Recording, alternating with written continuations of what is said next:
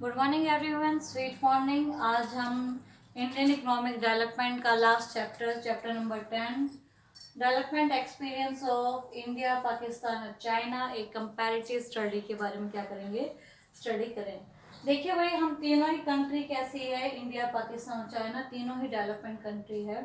तीनों एक साथ ही क्या हुई थी, एस्टैब्लिशमेंट हुई थी, इंडिपेंडेंस हुई थी। तो उनके बारे में आज हम स्टडी करें। बात करें कि है ना कहीं अगर बात करें ग्लोबलाइजेशन की, जब इंडिया के अंदर ग्लोबलाइजेशन आया था या अदर कंट्री के अंदर आया था इकोनॉमिक रिफॉर्म, तो क्या हुआ वहाँ इकोनॉमिक रिफॉर्म के कारण ग्लोबलाइजेशन हुआ। ग्लोबलाइजेशन के कारण जो उन्हें कहीं ना कहीं कंपटीशन करना पड़ गया। किसके साथ उन्होंने कंपटीशन किया? उन्होंने या तो कंपटीशन किया डेवलप कंट्री के साथ या फिर डेवलपिंग कंट्री, जिससे उन्हें कंपटीशन फेस करने पर उन्हें पता लग गया एग्जैक्टली में वो कहाँ पर स्टैंड करने लगे, एग्जैक्टली में वो कहाँ स्टैंड कर रहे हैं, कहाँ उनका। तो कहीं ना कहीं इकोनॉमिक और सोशल डेवलपमेंट करने में जो मेन क्या होता था, पहले क्या होता था, कोल्ड वॉर होते थे। तो कोल्ड वॉर में किसके साथ होता था, वेस्टर्न कंट्री का कहीं ना कहीं सोवियत यूनियन से। तो उनके बीच में कहीं ना कहीं भी यूर वार्स वगैरह ना हो, प्रॉपर वे से हम काम करते रहे। इसलिए उन्होंने क्या किया, उन्होंने क्या बनाया, हमारा हमारा कंट्री का कहीं ना कहीं इंडिया का जो सार्क है या फिर ईयू कंट्री है, यूरोपियन यूनियन की बात करें या फिर G8 करे या G20, उसके अंदर बेसिकली इन्हीं चीजों पर क्या किया जाता है, फोकस किया जाता है। ब्रिक्स है, तो ये सारी चीजें हैं हमारे इसके अंदर, ब्रिक्स, AU, G8 और G20। तो इंडिया की बात करें, इंडिया क्या है, लार्जेस्ट डेमोक्रेसी कंट्री है इन द वर्ल्ड के अंदर। इसके अंदर क्या होने लग रहा है, स्टार्टिंग से डेमोक्रेट है, मिक्स इकोनॉमी को इन्होंने क्या किया, अडॉप्ट किया है। चाइना की अगर बात करें, स्टार्टिंग के अंदर क्या था, स्टेटिज्म था, क्लोज इकोनॉमी थी। धीरे धीरे अब उन्होंने जो स्ट्रक्चर है उसको चेंज कर दिया, लिबरल स्ट्रक्चरिंग हो गया, यानी क्लोज इकोनॉमी से वो ओपन इकोनॉमी की तरफ आ चुकी है। पाकिस्तान की अगर बात करें तो वहां पर क्या है, authoritarian military state political power structure है, यानी पाकिस्तान के अंदर अभी पावर किसके हाथ में है, मिलिट्री के हाथ में है, मिलिट्री के द्वारा मिलिट्री शासन चलता है। तो वैसे इंडिया और पाकिस्तान के अंदर मिक्स इकोनॉमी को फॉलो किया जाता है। तो तीनों ही कंट्री के बारे में हम बात कर रहे हैं, इंडिया, पाकिस्तान, चाइना। तो तीनों के तीनों कंट्री की क्या क्या इंपॉर्टेंट है, कैसे कैसे उन तीनों ने अपना डेवलपमेंट स्टार्ट किया। तो फर्स्ट स्टार्ट कर रहे हैं हम एस्टैब्लिश से। एस्टैब्लिश में आपको पता है, इंडिया, पाकिस्तान इंडिपेंडेंट हुआ था बेटा 14 अगस्त 1947 को। पाकिस्तान, इंडिया हुआ था हमारा इंडिपेंडेंट 15 अगस्त 1947। और वहीं अगर हम बात करें चाइना की, चाइना 47, वही बात करें चाइना की, चाइना या कहे the Republic people of Republic China, people of Republic China कहें या चाइना कहे, ये हुआ था बेटा, एस्टैब्लिश हुआ था 1949 के अंदर। अब उसके बाद ये तो थे उनके एस्टैब्लिश के बारे में हमने बात किया है। अब हम डिस्कस करते हैं किसके बारे में, हम फर्स्ट 5 ईयर प्लानिंग के बारे में। इंपॉर्टेंट क्वेश्चन, 1 मार्क्स के अंदर क्वेश्चन पुटअप किया जाता है कि फर्स्ट 5 ईयर प्लानिंग कब कब एस्टैब्लिश हुए। इंडिया का फर्स्ट 5 ईयर प्लानिंग आपने फर्स्ट चैप्टर के अंदर ही पढ़ा था। इंडिया का है आपका फर्स्ट 5 ईयर प्लानिंग 1951। पाकिस्तान की अगर बात करें तो पाकिस्तान में जो फर्स्ट 5 ईयर प्लानिंग है, हमसे 5 साल के बाद 56 में इन्होंने फर्स्ट 5 ईयर प्लान स्टार्ट किया था। वही बात करें अगर चाइना की, चाइना के अंदर फर्स्ट 5 ईयर प्लान एस्टेब्लिश किया था 1953 में। कई बार आपसे 1 मार्क्स के अंदर क्वेश्चन पूछा जा सकता है कि इंडिया का फर्स्ट 5 ईयर कब एस्टेब्लिश किया चाइना, या फिर तीनों के रिगार्डिंग ये कह दिया जाता है कि चलो लॉजिकल ऑर्डर में इसको कीजिए। अब उसके बाद है रिसेंटली 5 ईयर प्लान, अगर कौन कौन से फिलहाल आपका कौन सा 5 ईयर प्लानिंग चल रहा है, तो हमारे जो अगर बात करें चाइना के अंदर, चाइना के अंदर अभी चल रहा है आपका 12th 5 ईयर प्लान जो चला था 2013 से लेकर 18 के लिए रहा हूँ चाइना की। उसके बाद है पाकिस्तान के अंदर 11th 5 ईयर प्लान चल रहा है जो 2016 से 20 के बीच में है। इंडिया की बात करें तो इंडिया में बेटा 2012 के अंदर चल रहा था 11th प्लान, और 2012 टू 17 के अंदर आपका चल रहा था कौन से वाला प्लान, 12th 5 ईयर प्लान। बीच में ही जब आपका 5 ईयर प्लान चल रहा था, बीच में ही क्या हो गया था, प्लान को जो 5 ईयर प्लान था उसको किस में कन्वर्ट कर दिया गया था, नीति आयोग के अंदर कन्वर्ट कर दिया। Fourth one is public sector. India और पाकिस्तान के अंदर क्या होता था कि जब तक इकोनॉमिक रिफॉर्म नहीं आया था, इकोनॉमिक रिफॉर्म नहीं आया था तो पब्लिक सेक्टर क्या करता था, मेन रोल प्ले करता था। पब्लिक सेक्टर के द्वारा ही सारा का सारा काम होता था। पब्लिक सेक्टर क्या करता था, मेन है एक्सपेंडिचर भी, या फिर कोई भी बिजनेस एंटरप्राइज है, इंडस्ट्री है, पब्लिक सेक्टर इंडस्ट्री के अंदर।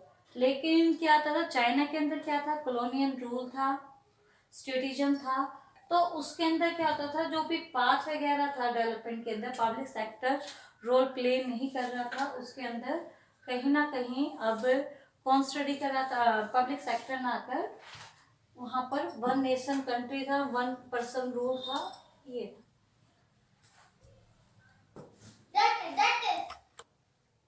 चलिए अब हम स्टार्ट कर रहे हैं डेवलपमेंट में। सबसे पहले हम चाइना के बारे में स्टडी करते हैं। चाइना या फिर एक है पीपल्स रिपब्लिक ऑफ चाइना यानी पीआरसी। आपको एस्टेब्लिश ईयर मैंने आपको बताया है 1949 में एस्टेब्लिश हुआ था। हिस्टोरिकल अगर बैकग्राउंड की अगर बात करें, कैसे हिस्ट्री बैकग्राउंड है, तो यहाँ की सबसे ओल्ड जो सिविलाइजेशन है वो कहाँ की है, चाइना की। सबसे पुरानी अगर सिविलाइजेशन है वो चाइना के अंदर है। जैसे कि हमारे यहाँ पर पहले इंडस सिविलाइजेशन है, तो ऐसे सबसे पुरानी जो चाइना की है वो ओल्ड सिविलाइजेशन है। हम अपनी सिविलाइजेशन को कहीं ना कहीं भूल चुके हैं, लेकिन चाइना अभी भी अपनी उसी को फॉलो करने लग रहा है। ज्योग्राफी की बात करें, ज्योग्राफी में क्या होने लग रहा है, ये ईस्टर्न एशिया में क्या है, चाइना एस्टैब्लिश है।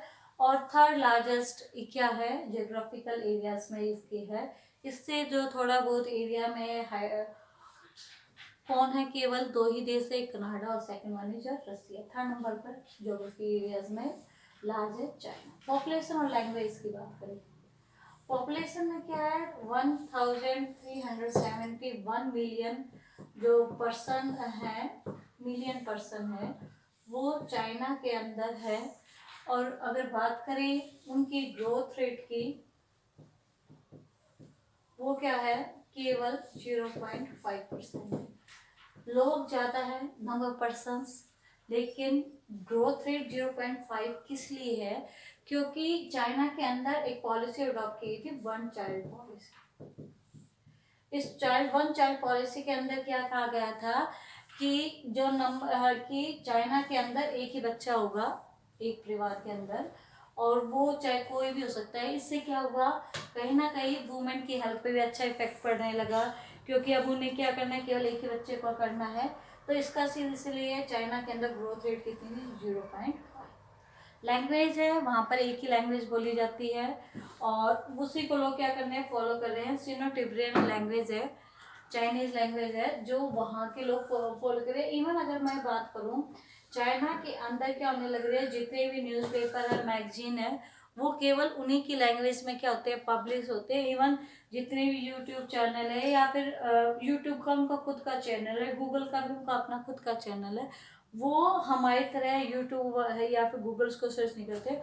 उन्होंने जो वहाँ के लोगों ने अपना खुद का इन्वेंट किया, और उसी में वो इसी कारण उनके कंट्री के किसी भी पर्सन के बारे में अनदर कंट्री को कोई इन्फॉर्मेशन नहीं मिल पाती। अगर वो देना चाहते हैं तो ही अदर कंट्री को उनके बारे में क्या होता है, पता लगता है।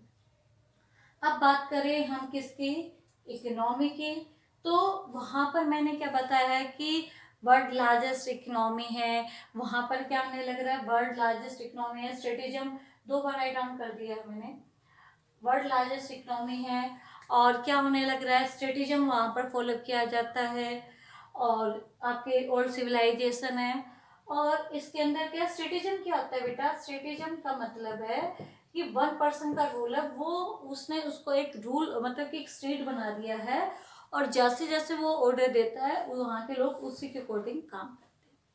तो इकोनॉमी के अंदर उन्होंने क्या क्या काम किया, क्या क्या चीज़ें हैं, सबसे पहले है GLF ग्रेट लीप फॉरवर्ड, ये हुआ था आपका 1958 में। मायो पर्सन था, उसने कहा था। इसके अंदर उसने क्या कहा, जो चाइना के अंदर है ना, इंडिया की तरह क्या होता था, पहले लोग क्या करते थे, एग्रीकल्चर जो वर्क था उसको इम्पोर्टेंस देते थे, एग्रीकल्चर काम करते थे। धीरे धीरे वो शिफ्ट हुए इंडस्ट्री पर, फिर धीरे धीरे शिफ्ट हुए वो सर्विस सेक्टर। जो मायो था उसने क्या कहा, लोग जो सबसे ज्यादा वहां पर क्या होते थे, एग्रीकल्चर होती थी 19, तो उन्होंने क्या किया, मायो ने लोगों को मोटिवेट किया कि आप एग्रीकल्चर के साथ साथ इंडस्ट्री पे फोकस करो। उन्होंने वहां के लोगों को कहा कि आप अपने एग्रीकल्चर वर्क के साथ साथ अपने घर के जो बैकयार्ड जो एरिया है उसके अंदर क्या करो, कुछ ना कुछ इंडस्ट्री से रिलेटेड कुछ ना कुछ काम करो। और वो सभी पर्सनों के लिए इम्प्लीमेंट कर दिया, जिससे लोग क्या करने लगे, एग्रीकल्चर का भी वर्क करने लगे और घर के जो बैकयार्ड में है इंडस्ट्री भी। तो इस तरीके से यहाँ पर क्या हुआ, फिर धीरे धीरे कम्युनिटी सिस्टम भी फॉलो किया गया। कम्युनिटी सिस्टम का फॉलो करने का मतलब है कि अब क्या होने लगा कि लोग क्या होने लग रहे, अलग अलग खेती नहीं करते थे, इकट्ठे लोग मिलकर क्या करते थे, खेती करते थे। जिनके पास स्मॉल लैंड थे वो इकट्ठे सभी की लैंड इकट्ठे कर दी, इकट्ठे कल्टीवेट करते थे, जिसके कारण आउटपुट और प्रोडक्टिविटी क्या आता था, ज्यादा।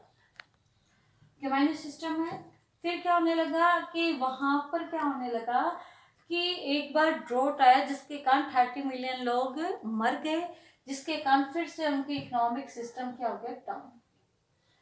फिर अब आपका next point is great proton culture revolution, यानी ये आया था बेटा 1960। ये भी वही मायो ने किया था। उसने क्या कहा कि जितने भी स्कूल है, स्कूल में क्या होते हैं, प्रोफेसर होते हैं या फिर स्टूडेंट होते हैं, यही दो होते हैं ना। तो स्टूडेंट और प्रोफेसर्स को, स्टूडेंट और प्रोफेसर को क्या कहा, उसने मोटिवेट किया। किसके लिए मोटिवेट किया कि आप दोनों जो पर्सन हैं वो क्या करोगे, आप बच्चों को बुक की नॉलेज नहीं दोगे, बुकों का नहीं, उन्हें कहीं ना कहीं आप दोनों मिलकर अपने इंडस्ट्री से रिलेटेड काम करोगे।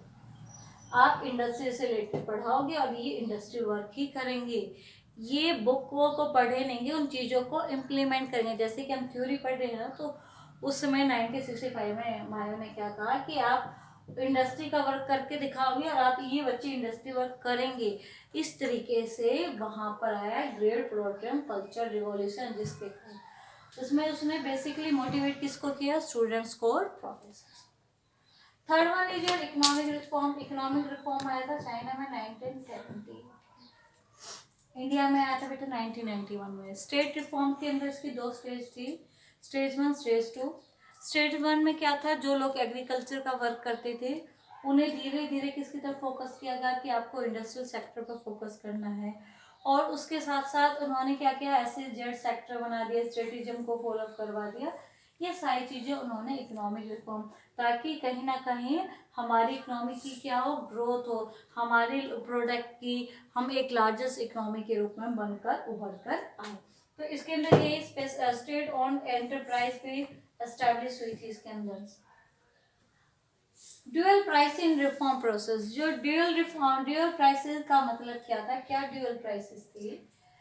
ड्यूअल प्राइसेस के अंदर बेसिकली क्या था कि दो प्राइस डिसाइड कर दी एक ही प्रोडक्ट की, एक ही प्रोडक्ट की आपको दो प्राइस डिसाइड कर दी। एक प्रोडक्ट चाहे आप वो इनपुट हो या फिर वो आउटपुट। इनपुट आप क्या करते हो, कई बार परचेज, इनपुट तो आपको क्या करना पड़ता है, परचेज करना पड़ता है। आउटपुट क्या करते हो, सेल करते हो। कोई भी इंडस्ट्री है, कोई भी एग्रीकल्चर प्रोडक्शन से रिलेटेड है, तो गवर्नमेंट ने ड्यूअल प्राइसेस के अंदर क्या कर दी, एक फिक्स लिमिट कर दी कि इतने तक की, अगर आप फिक्स्ड लिमिट डिसाइड कर दे कि इतने अगर आप यूनिट इनपुट की खरीदते हो या इतने यूनिट आउटपुट की आप सेल आउट करते हो, तो गवर्नमेंट के द्वारा जो फिक्स प्राइस होता था उस पर क्या करना पड़ेगा, आपको सेल आउट करना पड़ेगा। उसके अलावा जो रेस्ट बच गया है गवर्नमेंट के तौर पे, उसको आप चाहे जिस दाम पर आप क्या करना चाहते हो, सेल आउट करना चाहते हो, उस पर आप सेल आउट कर दीजिए। जैसे एग्जांपल है, सपोज कीजिए आपने 500 यूनिट का क्या करना है, आपके पास आउटपुट है। गवर्नमेंट ने क्या किया है, वहां की गवर्नमेंट जो पूरी तरह से 1% कंट्रोल है या कहे कि 1 सेंटर रूल है, वहां पर गवर्नमेंट ने डिसाइड कर दिया है कि 300 यूनिट तक प्रोडक्ट का प्राइस इस यूनिट का आपको सेल आउट करना है, यानी 5000। तो आप उसको 5000 रुपीज पर ही क्या करोगे, यानी वहां पर क्या होते हैं, जैसे कि इंडिया के अंदर इंडियन रुपीज चलता है, पाकिस्तान के अंदर रुपीज चलता है, तो वहां पर क्या चलता है आपके डॉलर के, आपके येन, जापान के अंदर येन चलता है। अगली ध्यान नहीं बेटा, तो उसके अंदर भी ऐसे क्या होता था, उसके अंदर सेल आउट होता, same as it is rest unit बच गई आपकी 200 यूनिट। तो आपकी जो लास्ट 200 यूनिट है वो आप अपनी मर्जी से 7000, 8000, 10,000 रुपीज में भी क्या कर सकते हो, सेल आउट कर सकते हो। SEZ special economic zone area, यानी इसके अंदर क्या किया गया, फॉरेन इन्वेस्टर को अट्रैक्ट किया गया कि हमारे यहाँ पर आओ और बिजनेस करो। उसके अलावा रेस्ट जो पाकिस्तान और इंडिया के बारे में हम नेक्स्ट टॉपिक में स्टडी करेंगे।